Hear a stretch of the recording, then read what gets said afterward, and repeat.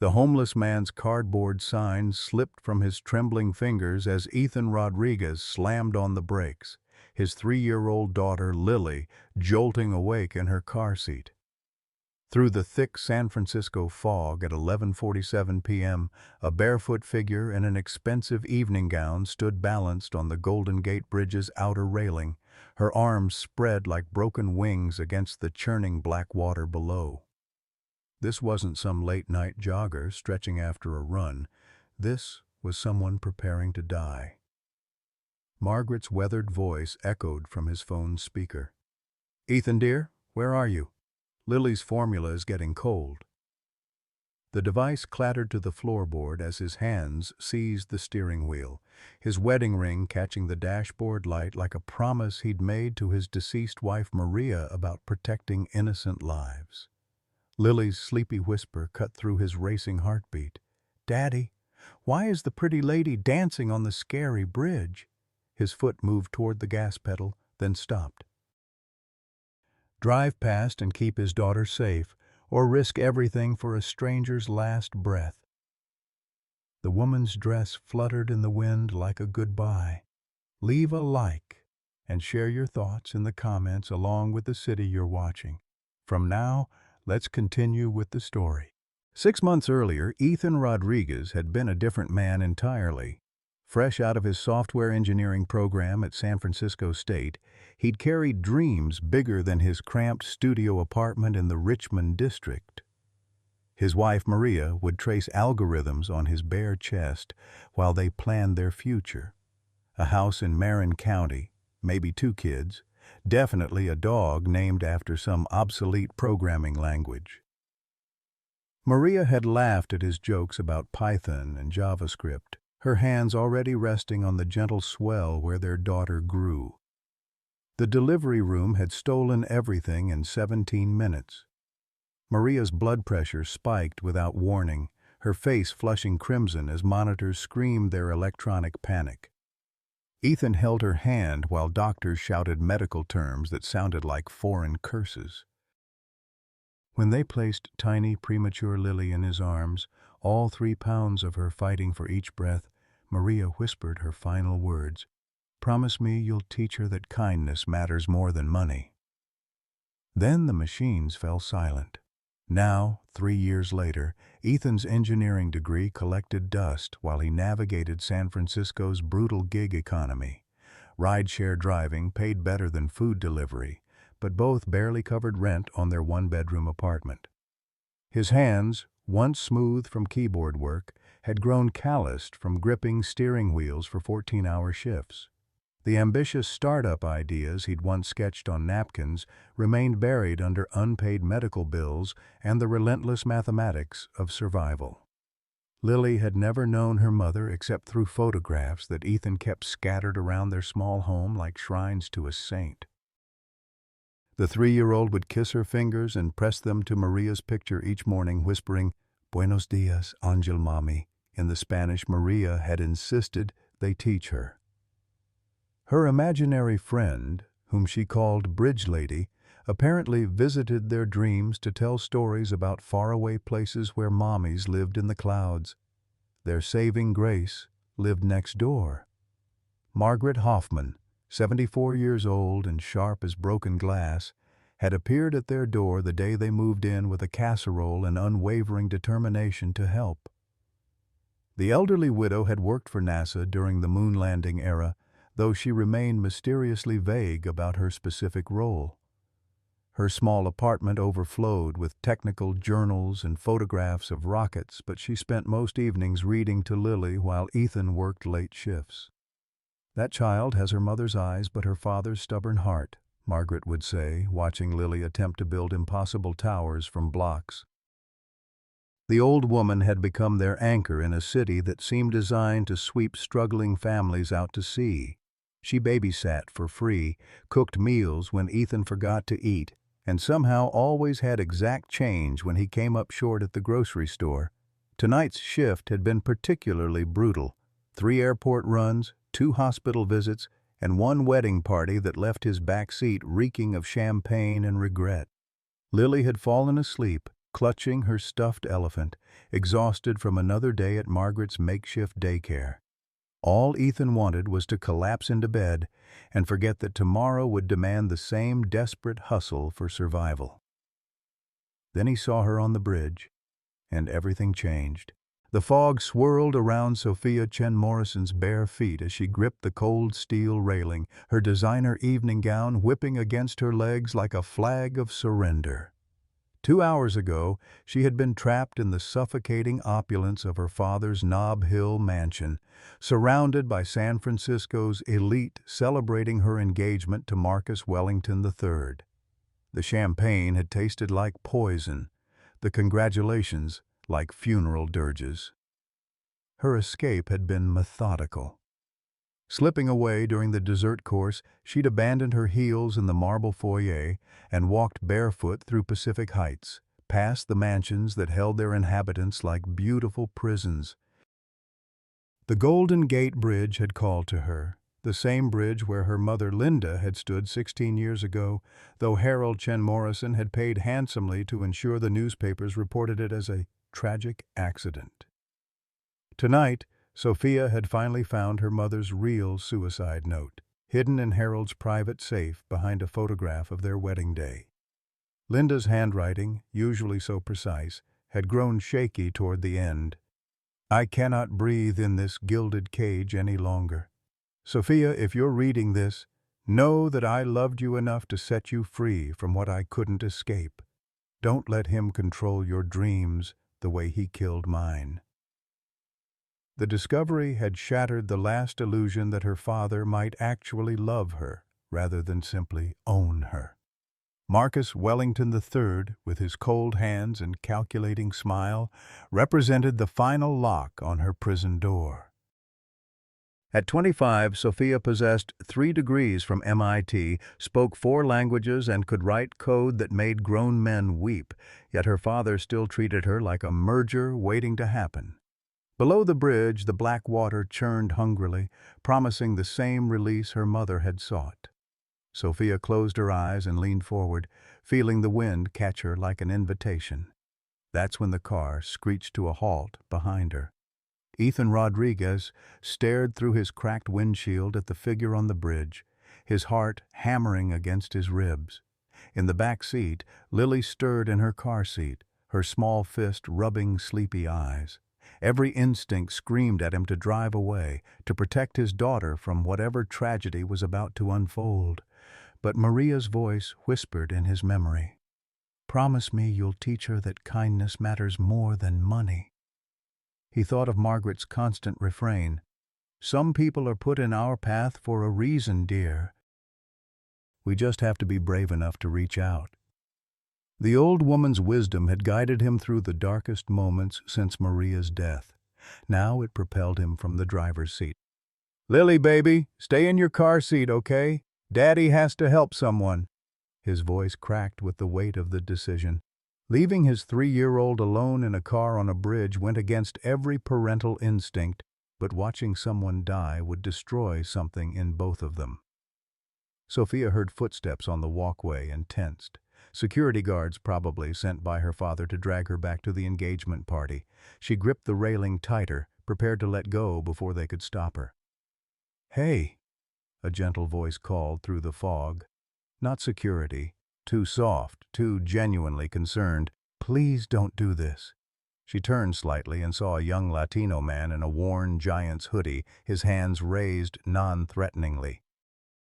His face carried the kind of exhaustion that came from too many sleepless nights, but his eyes held genuine compassion.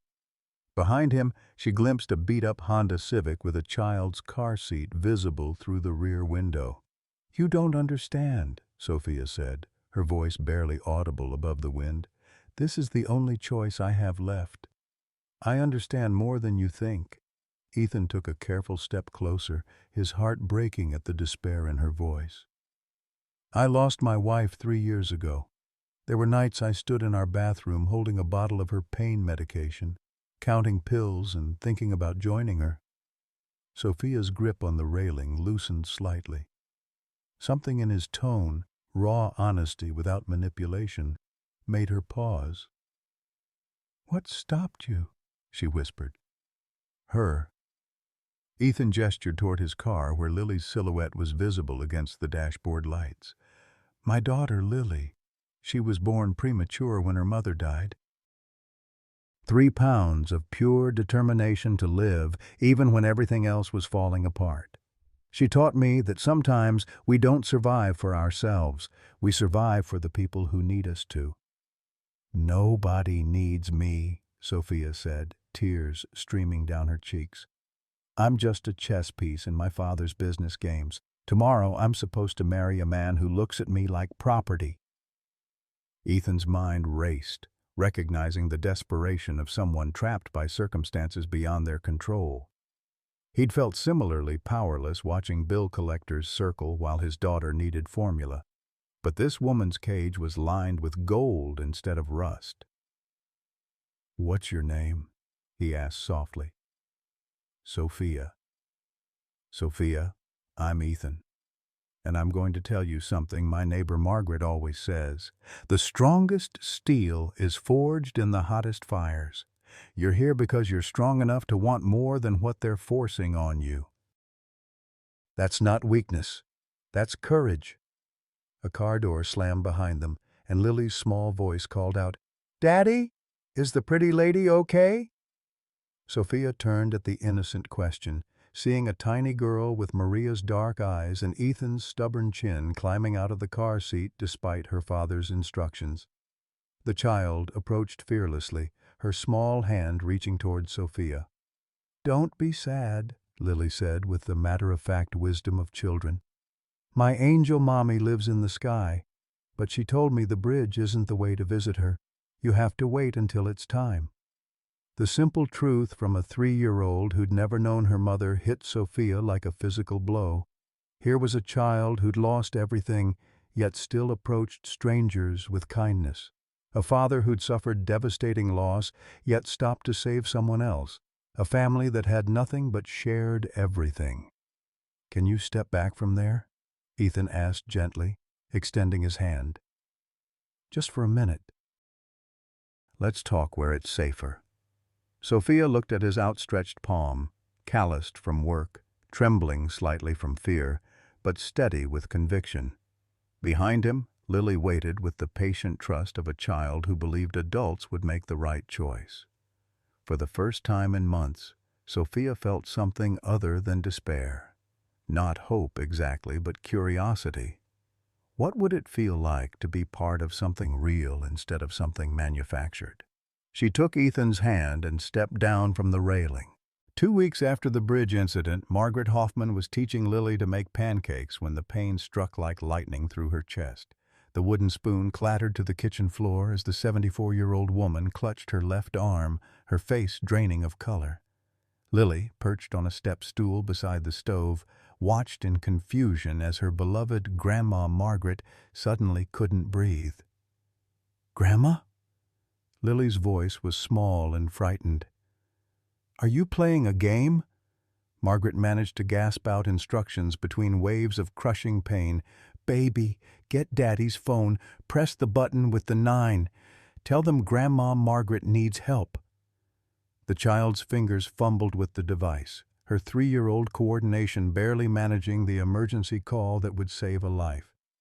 Ethan received the call while loading groceries for a delivery run across town. The sound of his daughter's terrified voice through the phone made his blood turn to ice. "Daddy, Grandma Margaret is on the floor, and she won't get up, and there's a man talking from your phone, but I don't know where you are." He abandoned the grocery order and broke every traffic law getting home, his mind racing through the impossibilities ahead. Margaret had no family listed on any emergency forms. Her estranged children lived in Florida and hadn't spoken to her in 5 years. The ambulance was already loading her into the back when he arrived, Lily clinging to a paramedic's leg with tears streaming down her face. At San Francisco General, Ethan paced the cardiac unit waiting room, while Lily curled in his lap, exhausted from crying. The attending physician's words felt like a death sentence. "She's stable for now, but she needs immediate bypass surgery. The blockage is severe. Without intervention, she won't survive the week." "Then do the surgery," Ethan said desperately. The doctor's expression grew uncomfortable. "Mr. Rodriguez, Medicare will cover the basic procedure, but Mrs. Hoffman's age and condition require a specialized approach. The surgeon who could save her doesn't accept Medicare. The cost would be approximately $80,000. $80,000 might as well have been $8 million. Ethan's entire net worth consisted of his beat-up Honda, $300 in checking, and a life insurance policy he couldn't cash without dying first. He thought about calling Margaret's children in Florida, but the old woman had made it clear they'd written her off years ago when she'd refused to move into assisted living. As he sat in the hospital hallway, making desperate phone calls to loan companies that would never approve him, a familiar voice made him look up. Sophia Chen Morrison stood at the end of the corridor, looking completely out of place in her designer clothes among the worn vinyl chairs and flickering fluorescent lights. "I've been looking for you," she said quietly, approaching with hesitant steps. "I hired someone to help me find the man from the bridge. I needed to thank you properly." Ethan quickly ended his call to yet another predatory lending service and stood, suddenly conscious of how he must look. 2 weeks of stubble, clothes wrinkled from sleeping in waiting room chairs, the defeated posture of a man watching helplessness destroy someone he loved. "This isn't a good time," he said, trying to shield her from seeing Lily's tear-streaked face. "My neighbor, the woman who watched Lily that night, she's dying, and I can't afford to save her." Something shifted in Sophia's expression. The polite gratitude she'd prepared to offer transformed into something deeper, more urgent. "What do you mean you can't afford it?" "Heart surgery. $80,000 that I don't have and never will." His voice cracked with the admission. "She's the closest thing to family we have left, and I'm going to lose her because I'm poor." Sophia absorbed this information with the calculating speed that had earned her 3 MIT degrees. While Ethan saw an impossible financial mountain, she saw a simple transaction. Without hesitation, she pulled out her phone and made a call. "Dr. Patel, this is Sophia Chen Morrison. I need you to perform emergency bypass surgery on a patient at San Francisco General, Margaret Hoffman, cardiac unit. Yes, I'll guarantee payment." She ended the call and turned to Ethan, whose expression had shifted from despair to confusion to something approaching anger. "You can't just swoop in and buy your way out of my problems," he said, his pride warring with his desperation. "I don't even know who you really are." "You're right," Sophia said, sitting down across from him in the plastic waiting room chair. "You don't know me. My full name is Sophia Chen Morrison. My father owns Cloud Vault Systems. You might have heard of him. Harold Chen Morrison?" Ethan's eyes widened. Even someone living paycheck to paycheck knew that name. Harold Chen Morrison was San Francisco royalty, a tech billionaire whose company handled data storage for half the Fortune 500. His daughter had just offered to pay for Margaret's surgery, like someone else might offer to buy lunch. "Why?" Ethan asked, his voice barely a whisper. "Why would you do this for someone you've never met?" Sophia looked at Lily, who had fallen asleep in her father's arms, despite the chaos around them. The child's face was peaceful in sleep, completely trusting that the adults in her life would solve whatever problems arose. It was the kind of security Sophia had never known, even with all her father's money. Because that night on the bridge, you risked your daughter's safety to save a stranger. You didn't know if I was worth saving, but you tried anyway. Margaret raised a man who makes choices like that. She deserves to live." Before Ethan could respond, a nurse approached with an update. "Mr. Rodriguez, Mrs. Hoffman is asking for you. She's awake and stable enough for visitors." They found Margaret propped up in the cardiac unit, looking fragile but alert. Her eyes immediately found Lily, who had woken up and was reaching for her surrogate grandmother with desperate relief. "My sweet girl," Margaret whispered, letting Lily carefully climb onto the hospital bed. Grandma Margaret is going to be fine. The doctors are going to fix my heart." Then her gaze shifted to Sophia, and something extraordinary happened. Margaret's face transformed with recognition and shock. "Dear God," the old woman breathed. "You look exactly like Linda at your age." Sophia froze. "You knew my mother?" "Linda Chen was my roommate at Berkeley," Margaret said, tears forming in her eyes. "We lost touch after she married your father, but I followed her story in the papers. When I heard about the accident—" Margaret's voice trailed off meaningfully. The revelation hit Sophia like a physical blow. Her mother's college roommate had been living next door to the man who'd saved her life, caring for a child who reminded Margaret of the friend she'd lost to Harold's control. "She used to talk about you all the time," Margaret continued, her voice growing stronger with memory. "Said she was going to have a daughter and raise her to be brave enough to choose her own path. Linda would be so proud to see you standing here, making your own decisions." "What decisions?" Sophia asked, confused. Margaret smiled with the wisdom of 7 decades. "The decision to save an old woman you've never met. The decision to be here instead of wherever your father expects you to be. The decision to care about people instead of just possessions." As if summoned by the mention of his name, Harold Chen Morrison's voice echoed from the hospital corridor, sharp, authoritative, and getting closer. "I don't care what the privacy laws say. I know my daughter is in this building, and I will find her." Sophia's face went white with fear. "He's found me," she whispered. Margaret reached for both young people's hands with surprising strength. "Then it's time you both learned something about fighting for what matters," she said firmly. "Your mother kept journals, Sophia, detailed accounts of your father's manipulation. I've had them for 16 years, waiting for the right moment." "You have what?" Sophia gasped. "The truth," Margaret said simply. "And truth, my dear ones, is the most powerful weapon against tyranny." The sound of Harold's voice grew closer, but for the first time since the bridge, Sophia didn't feel the urge to run. Instead, she squeezed Ethan's hand and prepared to fight. The 3 months following Margaret's successful surgery transformed into a delicate dance of secret meetings and growing intimacy. Sophia had managed to convince her father that her hospital visit was merely charitable work, the kind of public service that looked good for the family's image.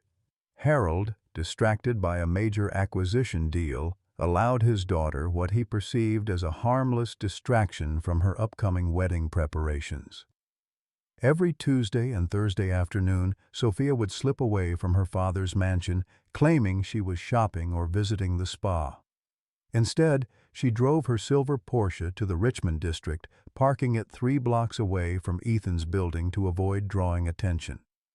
The contrast between her world and his never failed to startle her, from marble floors and crystal chandeliers to cracked linoleum and second-hand furniture in the space of 30 minutes. Margaret's small apartment became their sanctuary. The old woman, recovering slowly but steadily, had designated herself as matchmaker and wisdom dispenser. She would settle into her worn recliner with a cup of tea, watching Sophia learn the mechanics of ordinary life with the fascination of an anthropologist discovering a new culture. "How do you know which apples are good?" Sophia asked during their first grocery shopping expedition, holding a Granny Smith like it might explode. Ethan laughed, the sound echoing through the produce section of the neighborhood market. "You smell it, feel for soft spots. My mom taught me that when I was Lily's age." He demonstrated, his hands guiding hers as they examined fruit together. The simple intimacy of the gesture, his work-roughened fingers over her manicured ones, sent electricity through both of them. Lily became Sophia's eager teacher in the art of normal childhood. The 3-year-old would drag her to playgrounds, insisting that Sophia learn the proper technique for pushing swings and the complex social dynamics of sandbox politics. "You have to make the swoosh sound when you push me," Lily instructed seriously, demonstrating the appropriate noise level. And if Tommy steals my bucket, you tell him that's not nice sharing.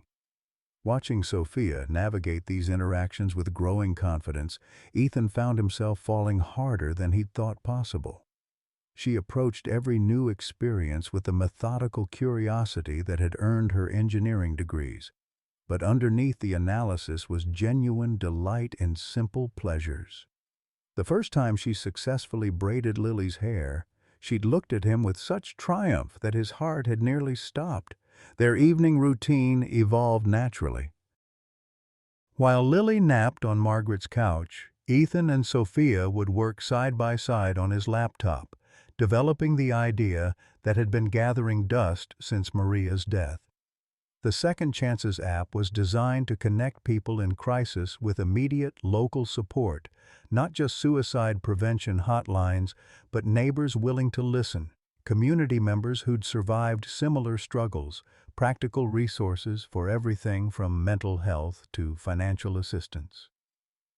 The algorithm needs to account for geographic proximity and response time, Sophia explained, her fingers flying over the keyboard as she refined his original code. But also emotional compatibility. Someone dealing with postpartum depression might connect better with a mother who's been there rather than a general counselor. These late-night coding sessions became the foundation of something deeper than either had expected. Working together, they discovered an intellectual and emotional compatibility that transcended their different backgrounds. Sophia's formal education complemented Ethan's street-smart pragmatism, while his lived experience of struggle grounded her theoretical knowledge in reality. "I've never worked on anything that could actually help people," Sophia admitted one evening as they debugged a particularly stubborn piece of code. "Everything I've built for my father's company is just about making rich people richer." "This will help people," Ethan assured her, pointing to the screen where their user interface was taking shape. "Someone like you, standing on a bridge, will be able to press one button and have a real person show up who understands what they're going through." The irony wasn't lost on either of them that they were building a support system neither had possessed during their darkest moments. As summer progressed into fall, the outside world began pressing in on their bubble of contentment. Marcus Wellington III, Sophia's intended husband, started making increasingly possessive demands on her time. He would arrive at the Chen Morrison mansion unannounced, bearing expensive gifts and making comments about their future that chilled Sophia's blood. "I've already spoken with the decorator about changing your room," he mentioned casually during one uncomfortable dinner. "The pink is too childish for a married woman. We'll go with something more sophisticated. Grays and blacks. Very modern." Harold beamed with approval while Sophia fought the urge to scream. Every aspect of her future was being decided without her input, as if she were a doll being dressed for someone else's enjoyment. The breaking point came on a foggy October evening when Marcus cornered her in the mansion's library, his hands wandering where they weren't welcome despite her clear rejections. "Don't be such a tease," he said, his grip tightening on her wrist when she tried to pull away. "We're getting married in 2 months. Might as well start acting like it." Sophia's self-defense training from MIT kicked in, and she broke free with more force than necessary, sending Marcus stumbling backward into Harold's antique desk. "Keep your hands off me," she said with quiet fury. "Marriage certificate or not, my body is not your property." Marcus's mask slipped, revealing the cruel entitlement underneath. "Your father and I have an understanding about your adjustment period. He assures me you'll learn to be more accommodating once the papers are signed." The implications of that statement made Sophia's blood run cold. She realized her father hadn't just arranged a marriage, he'd essentially sold her, with Marcus as the buyer who expected full ownership rights. That night she called Ethan from her locked bedroom, her voice shaking with rage and fear. "He touched me without permission," she whispered into the phone. "And my father knew. They've been discussing my accommodation like I'm livestock being broken to saddle." Ethan's response was immediate and protective. "Pack a bag. Come here now." "I can't. They have security watching the house. If I try to leave, Harold will know something's wrong." "Then we'll figure out another way," Ethan promised. "You're not marrying that psychopath. I don't care how powerful your father thinks he is." Meanwhile, Harold had begun his own investigation into Sophia's changed behavior. Her late afternoon absences hadn't gone unnoticed, despite her careful alibis. He hired a private investigator, not to spy maliciously, but from genuine concern that his daughter might be involved with someone who could hurt her financially or emotionally. The investigator's report landed on Harold's mahogany desk on a Wednesday morning, complete with photographs of Sophia entering Ethan's building, playing with Lily in the park, and grocery shopping like a suburban housewife. The images enraged Harold not because they showed impropriety, but because they showed his daughter looking genuinely happy for the first time in years. "Who is he?" Harold demanded when the investigator delivered his findings.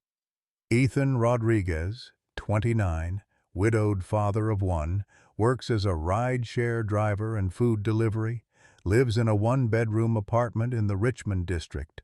No criminal record, but significant debt from medical bills related to his wife's death." Harold studied the photographs with growing fury.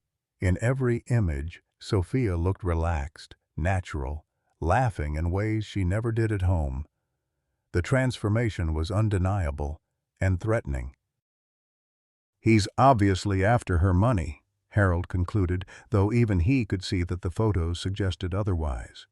"No man that poor gets involved with someone like Sophia unless he's planning to cash in." The investigator hesitated.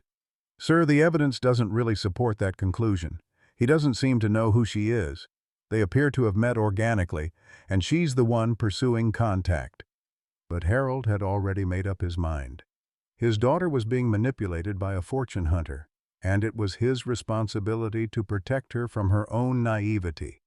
The wedding to Marcus would proceed as planned, perhaps moved up to prevent further contamination from this unsuitable influence.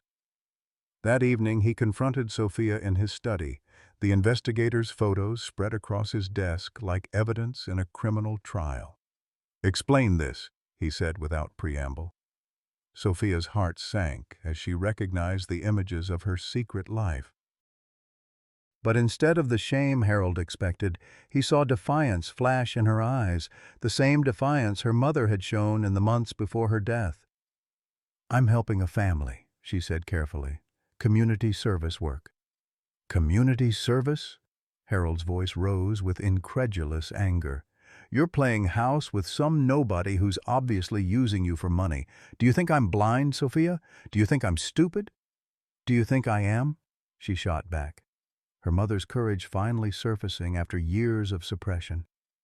"I'm 25 years old with 3 degrees from MIT.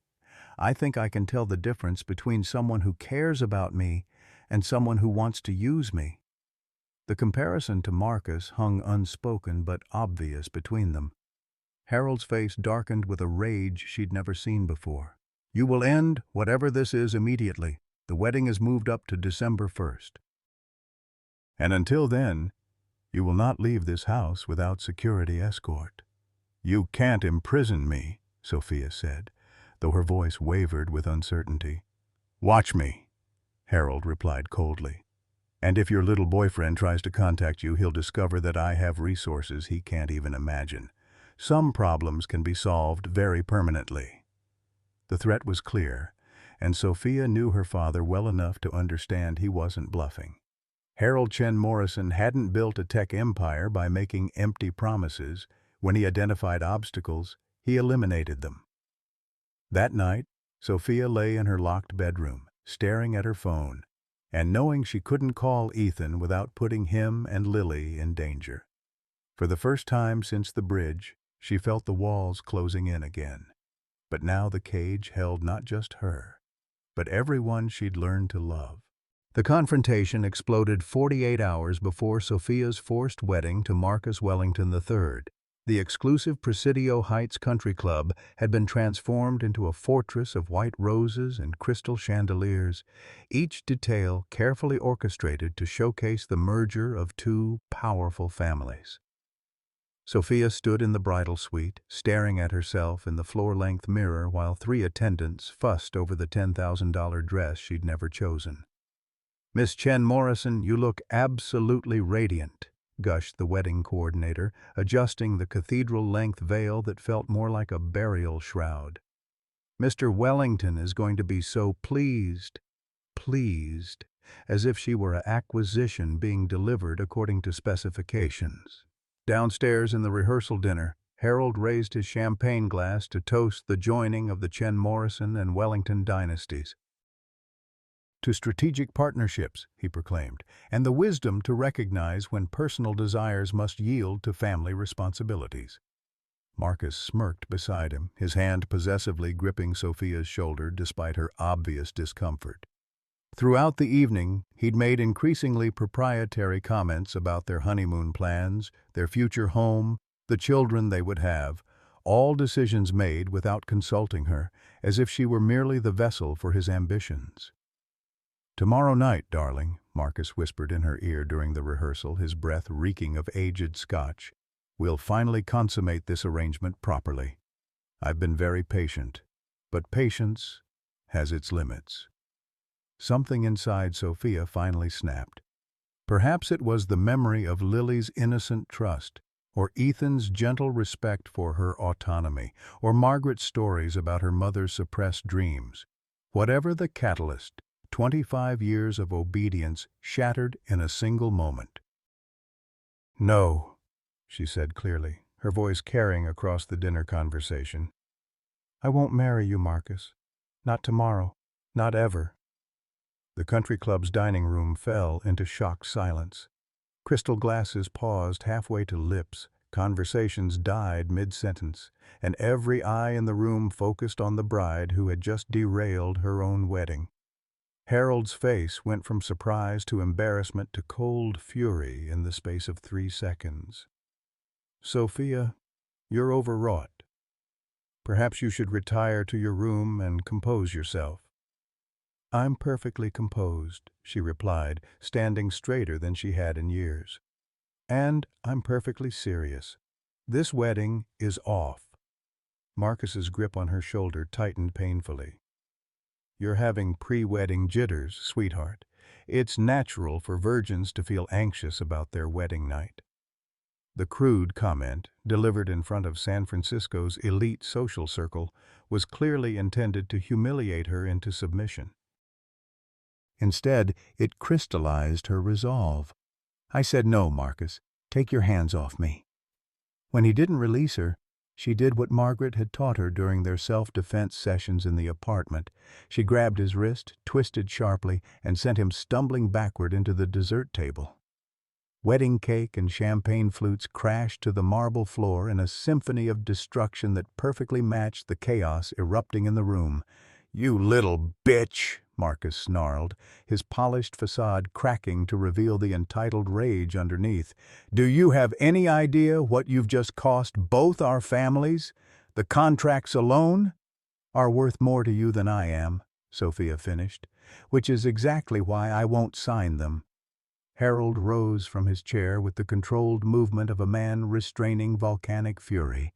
"Sophia Elizabeth Chen Morrison, you will apologize to Marcus immediately, and then you will proceed with this wedding as planned." "No, Father." "I won't." The use of his formal title instead of Daddy struck Harold like a physical blow. In that moment, he saw not his compliant daughter, but her mother's defiant spirit, the same Linda who had challenged his authority in their final months together. "You're destroying everything I've built," he said, his voice shaking with suppressed emotion. "This merger will secure our family's position for generations. You cannot throw that away for some childish rebellion." "I'm not throwing away our family's future," Sophia replied with calm certainty. "I'm refusing to be sacrificed for your business ambitions. There's a difference."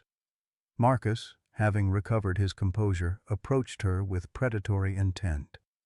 Harold, perhaps Sophia needs a reminder of what disobedience costs. Before anyone could react, Marcus raised his hand as if to strike her. The gesture was brief, barely visible to the other guests, but the threat was unmistakable. Sophia flinched instinctively, and in that moment every person in the room understood exactly what kind of man Marcus Wellington III really was. The spell was broken. Several guests moved toward the exits, unwilling to witness whatever came next. Others pulled out their phones, recognizing that they were witnessing the social event of the decade, and not in a good way for the families involved. Touch her and die. The voice came from the country club's entrance, where Ethan Rodriguez stood in his only decent suit, purchased second-hand for Maria's funeral 3 years earlier. He held Lily's hand, and behind them stood Margaret, leaning heavily on a walking cane but looking fierce despite her recent surgery. Harold's security team moved to intercept them, but the old woman stepped forward with surprising authority. "I am Margaret Hoffman," she announced to the room, her voice carrying the steel of someone who had faced down NASA bureaucrats and Pentagon generals. "And I have some things to say about this family that you all should hear." The mention of her name caused several older guests to exchange surprised glances. Margaret Hoffman was a legend in San Francisco's tech community, one of the original NASA engineers who had helped design the computer systems that put men on the moon. Her sudden appearance at this private family catastrophe was unprecedented. "Security!" Harold barked. "Remove these people immediately." "I wouldn't do that, Harold," Margaret said calmly, pulling a manila folder from her purse. "Not unless you want me to share Linda's journals with everyone here. The real journals, not the sanitized version you've been telling people about for 16 years. The color drained from Harold's face. "You're bluffing." "Linda Chen was my roommate at Berkeley," Margaret announced to the stunned gathering. "She documented everything. Your emotional abuse, your financial manipulation, your systematic destruction of her art career, and yes, her final decision to escape the only way she could see."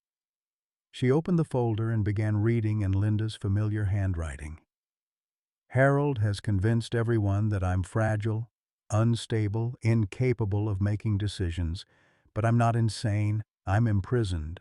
He monitors my bank accounts, reads my mail, chooses my friends. I am disappearing piece by piece, and soon there will be nothing left of the woman I used to be." Sophia gasped, recognizing her mother's words but hearing them for the first time. The sanitized version Harold had always told about Linda's emotional instability and tragic accident crumbled in the face of documented truth. "That's enough," Harold said desperately, but Margaret continued reading. "If something happens to me, I want Sophia to know that I loved her enough to try to break this cycle.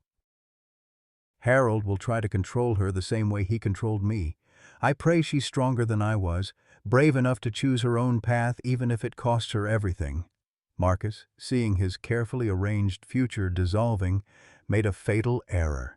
He lunged toward Margaret, intending to grab the journals and destroy the evidence, but Ethan intercepted him with a tackle that would have made his high school football coach proud. The two men crashed to the marble floor amid the wedding cake debris, Marcus throwing wild punches while Ethan defended himself with the desperate strength of a man protecting his found family. Country club guests scattered, some calling for security, others recording everything on their phones. "Stop this immediately!" Harold shouted, but the chaos had taken on a life of its own. Lily, frightened by the violence, began crying. The sound of the 3-year-old's distress cut through the mayhem like a sword, reminding everyone present that a child was witnessing this destruction. Sophia moved instantly to comfort Lily, lifting the little girl into her arms with practiced ease. The sight of the bride, still in her $10,000 wedding gown, cradling a working-class child with such natural tenderness created a powerful visual that silenced the room. "This is what love looks like," Sophia said quietly, her words carrying to every corner of the space. Not contracts or mergers or strategic partnerships. Love is risking everything to protect someone who needs you. Love is showing up when someone calls for help. Love is choosing each other every day, not being forced together by financial arrangements. She looked directly at her father. Mom understood that. She died rather than live without it. I won't make the same choice she did. I'll fight for it instead. Harold stared at his daughter, seeing Linda's strength combined with something his wife had never possessed, the courage to stand and fight rather than flee. For the first time in 16 years, he questioned whether his methods of protection had actually been forms of destruction. Marcus, bloodied and humiliated, pulled himself to his feet with murder in his eyes. Harold, control your daughter or I will. The threat was clear, and everyone in the room understood its implications. Marcus Wellington III was not a man who accepted rejection gracefully, and he had the resources to make rejection costly. But before Harold could respond, Margaret played her final card. "Marcus," she said sweetly, "you might want to check your phone. I believe your father is trying to reach you about some rather urgent SEC investigations that have just been filed regarding Wellington Investments' offshore accounts." Marcus's phone buzzed as if on cue. His face went white as he read the messages flooding in. "You didn't," he whispered. "I have many friends from my NASA days," Margaret replied innocently. "Some of them work in very interesting government positions. Funny how patterns of financial irregularities become visible when you know where to look." The room erupted in whispers as the implications sank in. The Wellington family's empire was under federal investigation, making Marcus a liability rather than an asset. Harold watched his carefully constructed plans crumble around him. But instead of fury, he felt something unexpected: relief. For 16 years, he had been trying to protect his daughter by controlling her choices.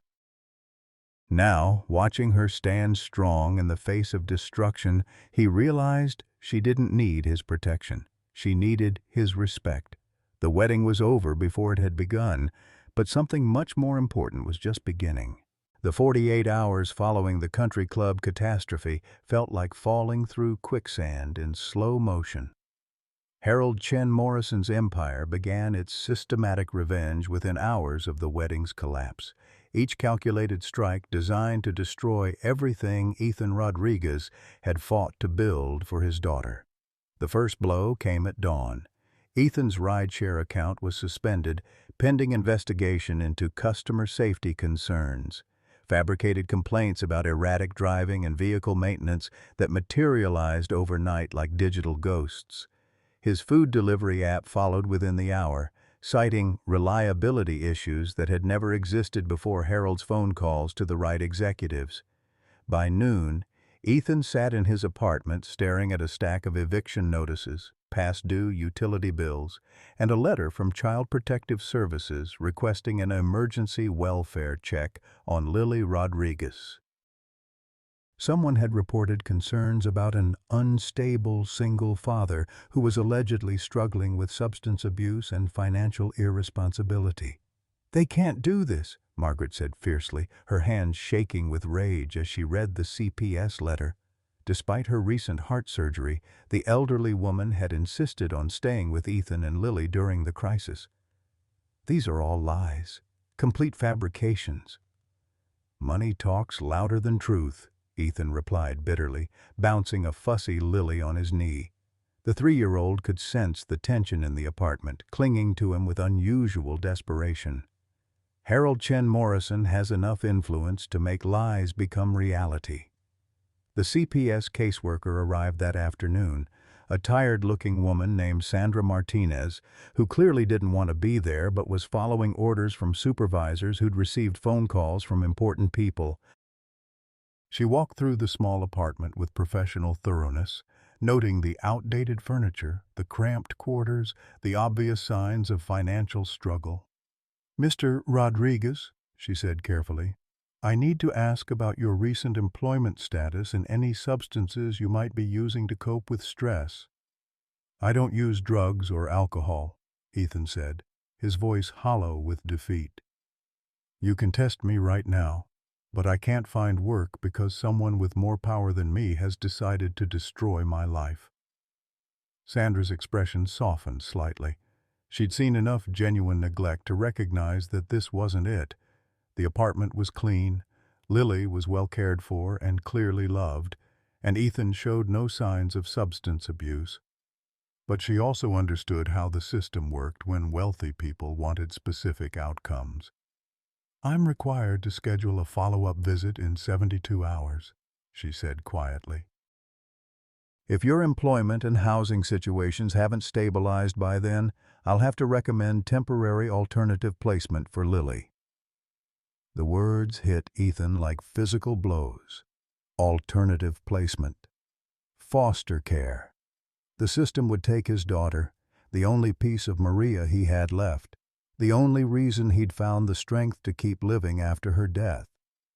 Meanwhile, Sophia was trapped in her father's Nob Hill mansion like a prisoner in a tower. Harold had upgraded security, installed new locks, and made it clear that any attempt to leave would result in immediate consequences for certain Richmond District residents. The threat was subtle, but unmistakable. She spent hours pacing her room, making desperate phone calls that went unanswered because Harold had somehow blocked her access to Ethan's number. Her attempts to reach Margaret were similarly frustrated.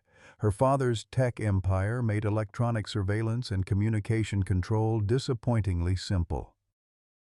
On the second day of her captivity, Marcus Wellington III appeared at the mansion despite his family's federal investigation troubles.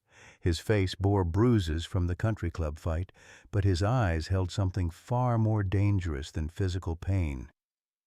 "This isn't over, Sophia," he said during an uncomfortable dinner that Harold had arranged, apparently believing they could still salvage some version of their business arrangement.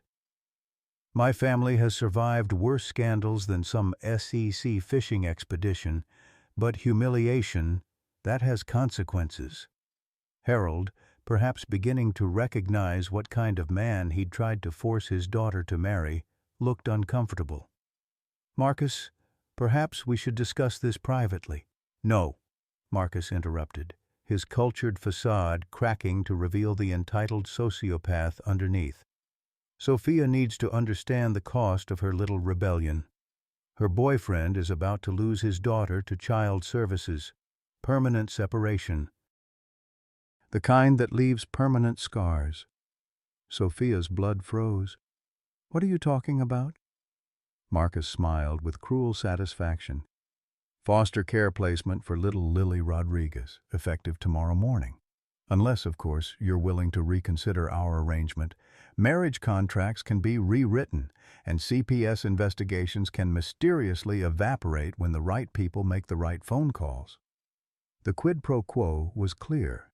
Sophia's freedom in exchange for Lily's welfare.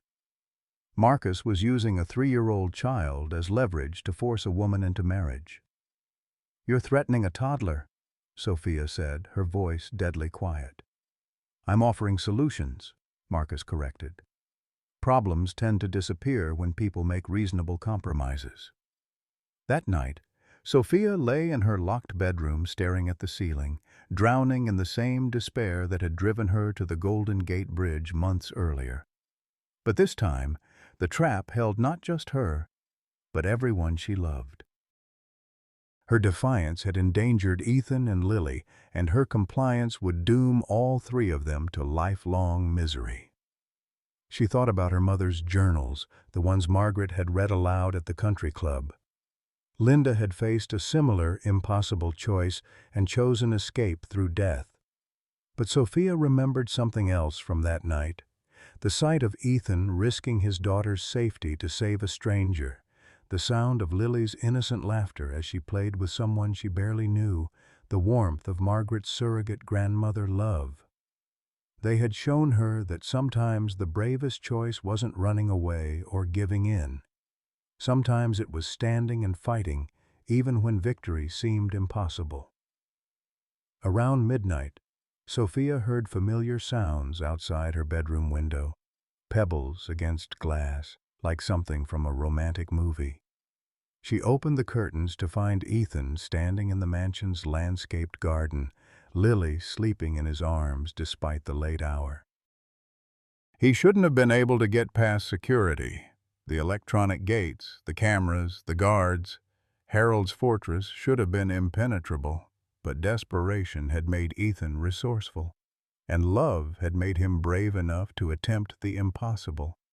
Sophia opened the window, her heart breaking at the sight of them. "They're taking her tomorrow," Ethan said simply. "I can't stop them. But I needed you to know that these months with you, they were worth everything that's happening now." It was goodbye, she realized. He was saying goodbye because he knew the system would win, that money and influence would triumph over love and justice.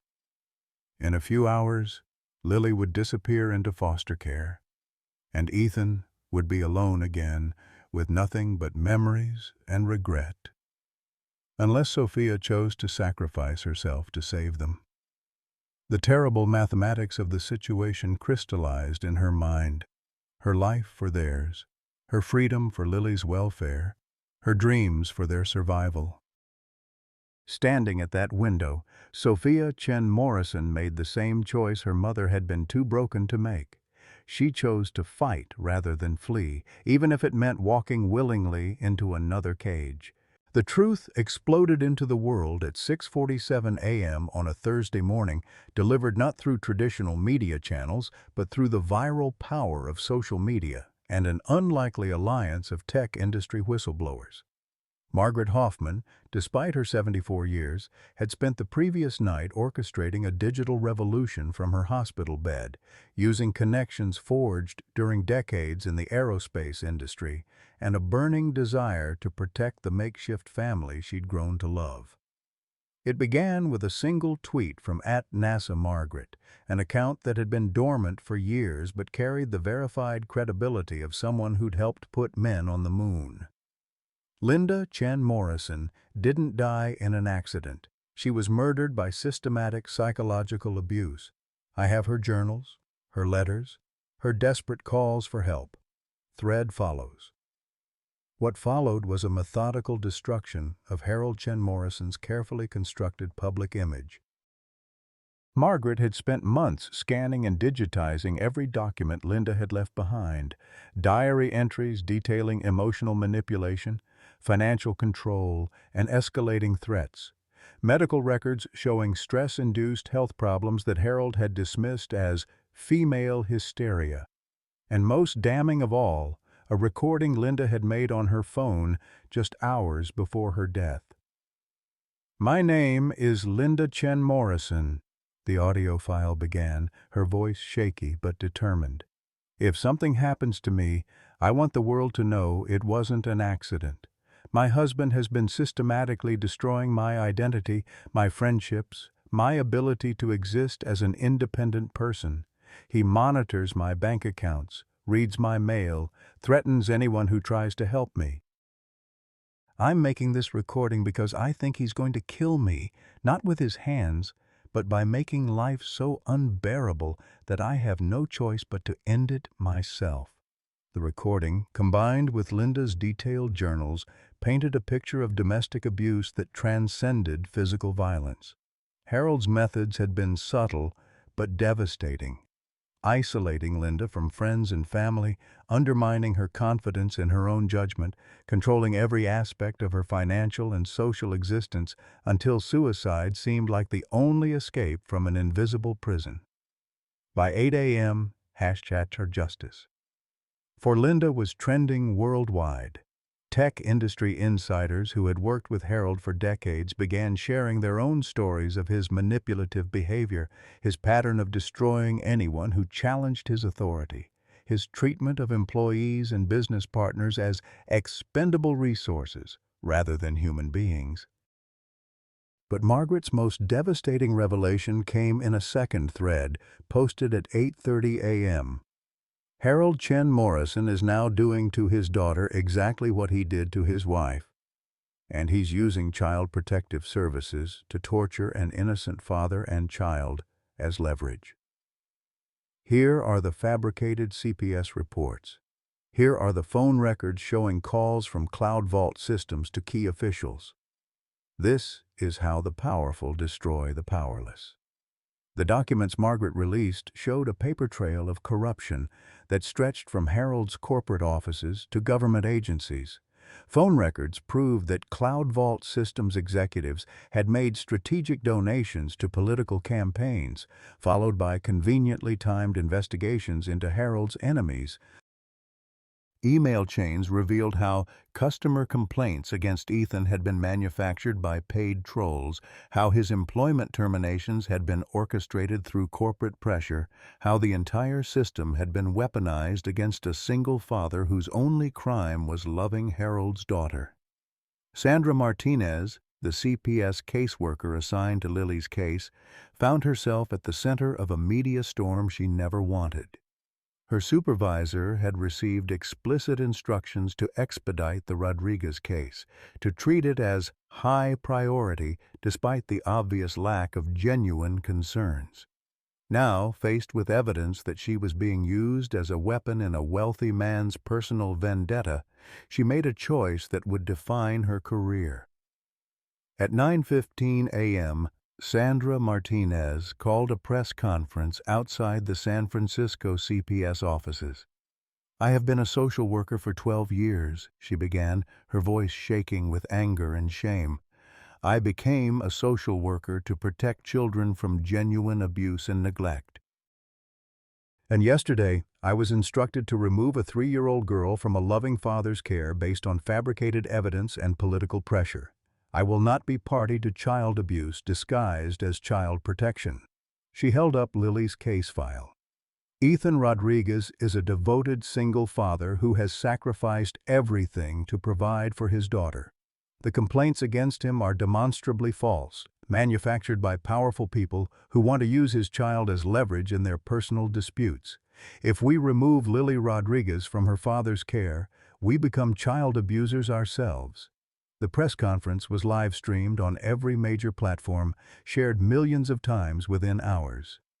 #Save Lily joined Justice for Linda in trending topics, as public outrage focused on the image of a 3-year-old being used as a pawn in a billionaire's manipulation scheme.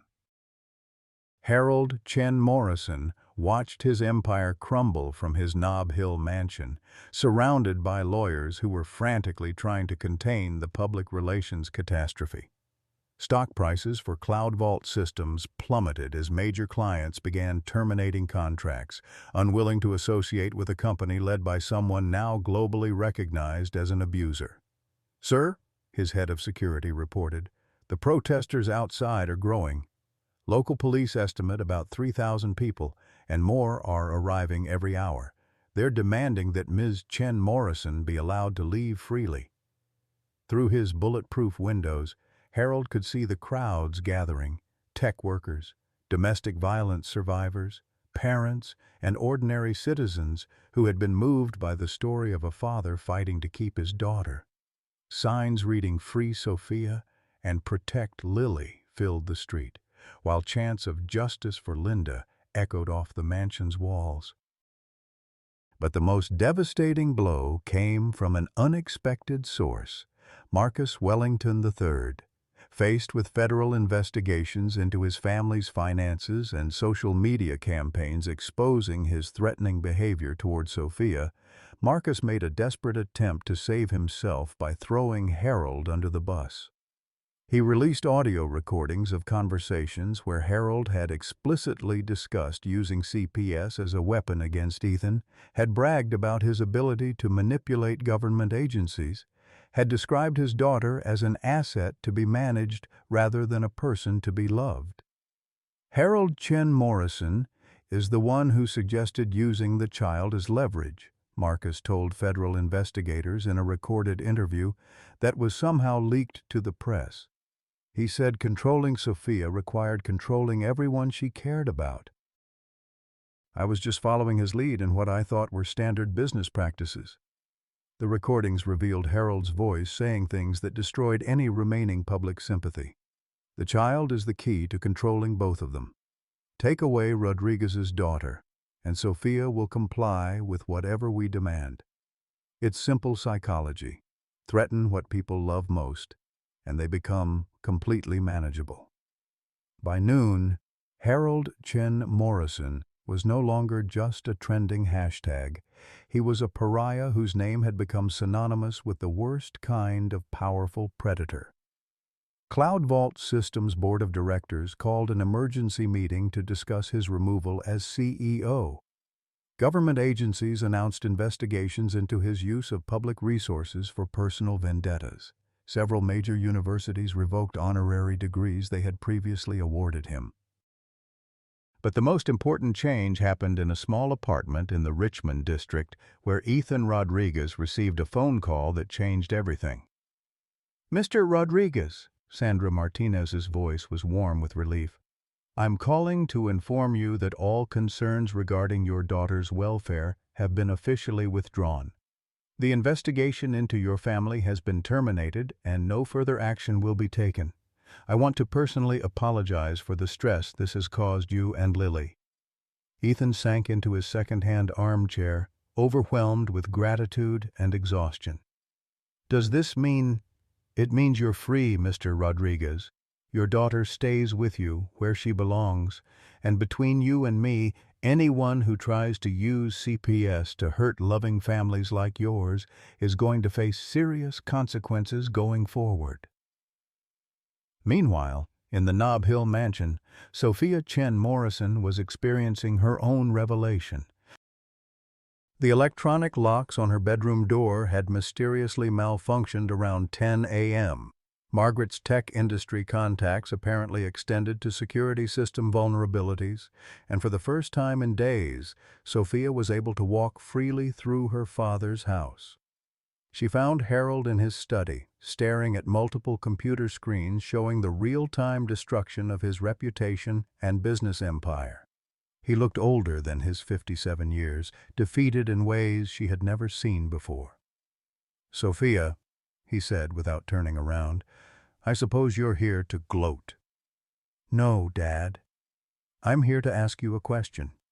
She sat across from his desk, noting how small he seemed without his usual armor of arrogance and control. "When did you stop seeing me as your daughter and start seeing me as your property?" Harold's hands trembled as he closed his laptop, finally turning to face her. For the first time in years, Sofia saw genuine pain in her father's eyes instead of cold calculation. "When your mother died," he admitted quietly, "when I realized that love meant vulnerability, and vulnerability meant the possibility of losing everything that mattered. I thought if I could control every variable, manage every relationship, eliminate every risk, I thought I could protect you from the kind of pain I felt when Linda left." "But you were the reason she left," Sofia said gently. "You were the pain she was escaping from." Harold's composure finally cracked. Tears he'd been holding back for 16 years spilled down his cheeks as he confronted the truth he'd been denying since Linda's death. "I killed her," he whispered. "Not with my hands, but with my need to own rather than love. And I've been trying to kill you the same way ever since." Sofia reached across the desk and took her father's hand, the first voluntary physical contact they'd had in years. "You don't have to kill me, Dad. You can choose to let me live instead. Really live with the people I choose, doing the work that matters to me, making my own mistakes and celebrating my own victories." Outside, the protests continued, but inside Harold's study, something more important was happening. A father was finally seeing his daughter as a person rather than a possession, and a daughter was offering forgiveness to a man who had almost destroyed everyone she loved. The hardest truth of all was also the most hopeful. It wasn't too late to choose love over control, to choose healing over revenge, to choose the family you build over the empire you inherit. But first, Harold Chen Morrison had to decide whether he was brave enough to let his daughter go in order to truly keep her. 6 months later, the Golden Gate Bridge gleamed in the late afternoon sunlight of a perfect San Francisco spring day, transformed from a symbol of ending into a celebration of new beginnings. White ribbons fluttered from the cables where Sophia Chen Morrison, soon to be Rodriguez, had once contemplated death, while hundreds of guests gathered on the specially constructed platform that bridged the pedestrian walkway. The wedding party was unconventional by any traditional standard. Margaret Hoffman, resplendent in a navy blue dress that complemented her NASA service pin, served as officiant after getting ordained online specifically for this occasion. At 74, she commanded the ceremony with the same authority she'd once used to guide lunar missions, her voice carrying clearly across the bridge. "Dearly beloved," Margaret began, her weathered hands steady as she held the ceremony notes, "we are gathered here today in a place that represents both endings and beginnings, despair and hope, the power of one person's courage to change the trajectory of many lives."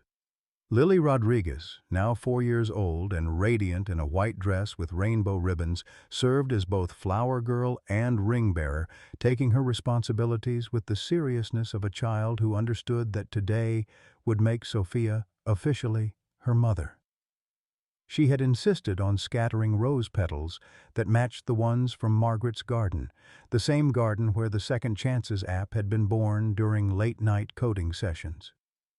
Ethan stood at the altar wearing a suit that actually fit him, purchased new rather than second-hand, paid for with the first profits from their nonprofit organization. His hands were steady now, no longer calloused from steering wheels and delivery bags, but showing the gentler wear of someone who spent his days building rather than just surviving. The scared, desperate man who had once counted quarters for laundry had been replaced by someone who had learned to accept help, to build community, to believe in possibilities beyond mere endurance. Sophia approached the altar, walking beside her father, but the symbolism was entirely different from traditional weddings. Harold Chen Morrison wasn't giving his daughter away. He was publicly acknowledging her right to choose her own path, her own family, her own definition of success.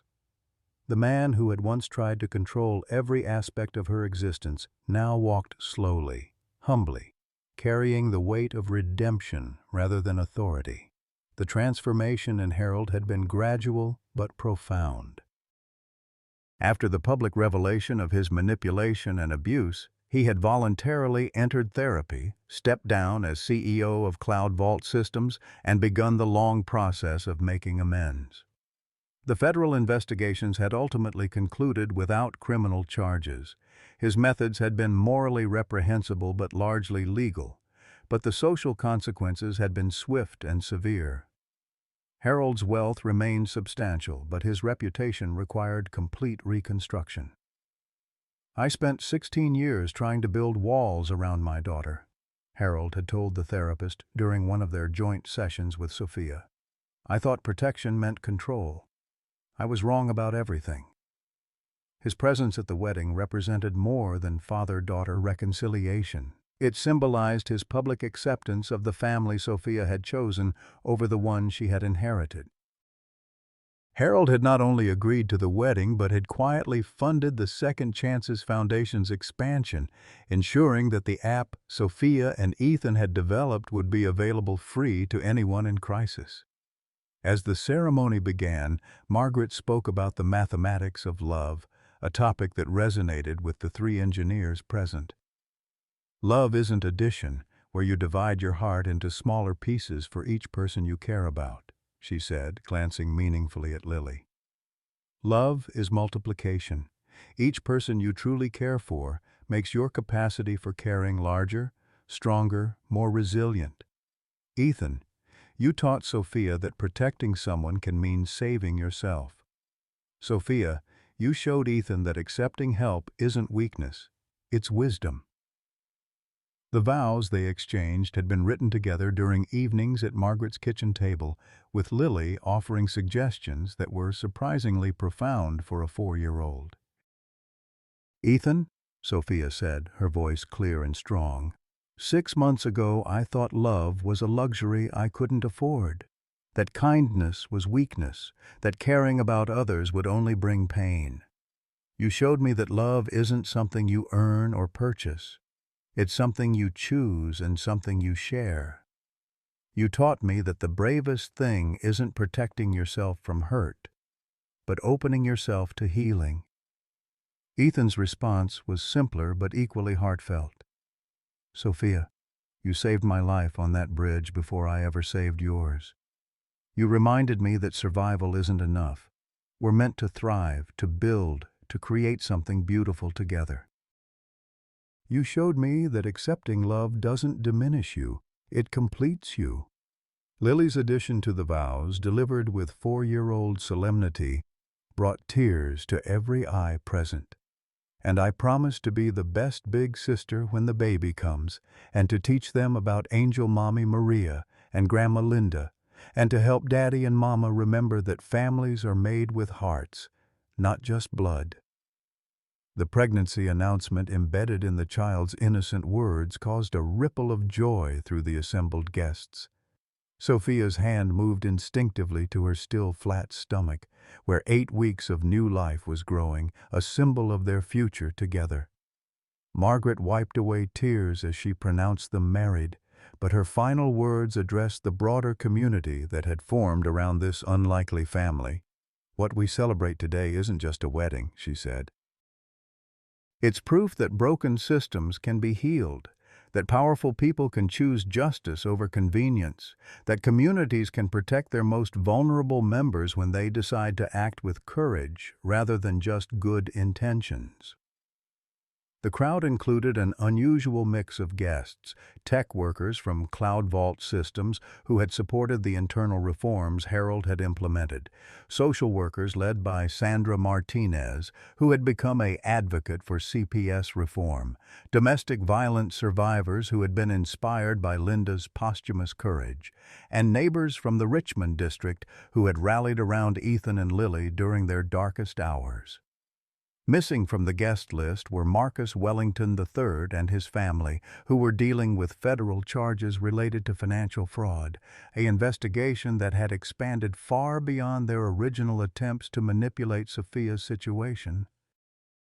Marcus himself was awaiting trial on multiple counts, his privileged world having collapsed as thoroughly as he had once hoped to destroy Ethan's.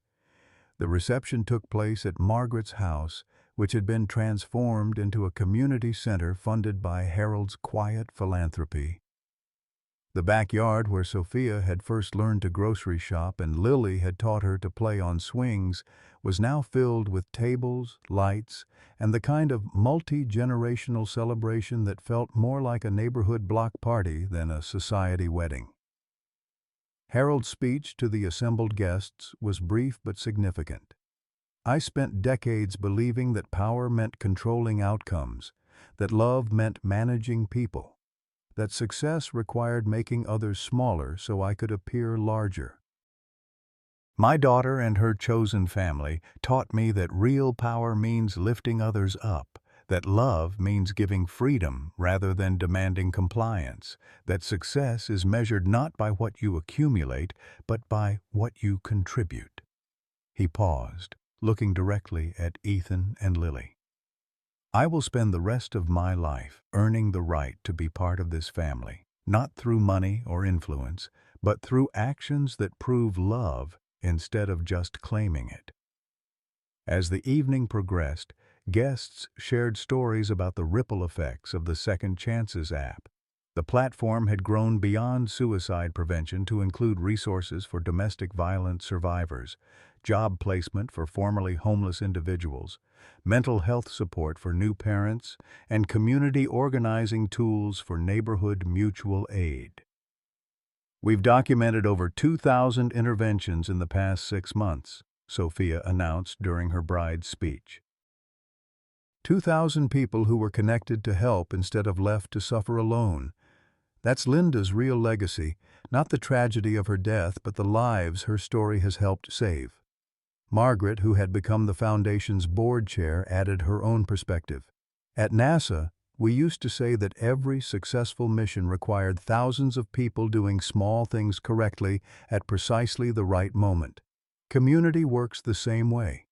Every person who chooses to help rather than ignore, to include rather than exclude, to lift up rather than tear down, they're all part of something larger than themselves. As the sun set over the San Francisco Bay, painting the Golden Gate Bridge in shades of gold and rose, the wedding party gathered for final photographs. 4 generations stood together. Margaret representing wisdom and resilience, Harold embodying redemption and second chances, Ethan and Sophia symbolizing love that transcends circumstances, and Lily carrying the promise of a future built on kindness rather than control. The final image captured that evening showed the bridge in the background, its cables lit against the darkening sky, while in the foreground a chosen family held hands in a circle that included everyone who had played a role in their story, proof that sometimes the most beautiful endings are actually beginnings, and that bridges built with love are stronger than any structure made of steel and stone. 1 year later, visitors to the Golden Gate Bridge would find a small plaque near the spot where Ethan had first encountered Sophia. In memory of Linda Chen Morrison and all those who lost hope too soon, in honor of those who choose to stay and fight. Some bridges lead to new places. Others lead us home to ourselves. Below the plaque, fresh flowers appeared weekly, left by people whose lives had been touched by the story of a desperate father, a trapped daughter, a wise grandmother, and a community that chose love over indifference. The bridge remained what it had always been, a symbol of connection, a testament to human engineering, a landmark of San Francisco. But it had also become something more. A reminder that reaching out to help others is how we save ourselves. Dear friends, at 55, 60, or 65, you might feel like your story is already written, that the chapters of love, purpose, and new beginnings have closed forever. But Margaret Hoffman was 74 when she became the heart of a makeshift family that changed 3 generations. She proved that wisdom earned through decades of living becomes a superpower when combined with the courage to reach out. Like Margaret, you've survived losses that would break younger souls. Maybe you've buried a spouse, watched children move across the country, felt invisible in a youth-obsessed culture. But your accumulated kindness, your battle-tested resilience, your ability to see through pretense to people's hearts, these aren't consolation prizes for aging. They're exactly what broken families like Ethan's desperately need. Every Harold who learns to choose love over control, every Sophia who finds the mother figure she's been missing, every Lily who gets the grandparent who sees her potential, they're all waiting for someone with your life experience to show up. The golden years aren't about retreating from life's drama. They're about becoming the bridge that connects generations, the wisdom that heals wounds, the steady presence that says, you matter and you're not alone. What Margaret moment from your own life made the biggest difference to someone younger? Have you ever felt too old to start something meaningful? And how did you overcome that feeling? Please share your thoughts in the comments below. Your story might be exactly what someone needs to hear today.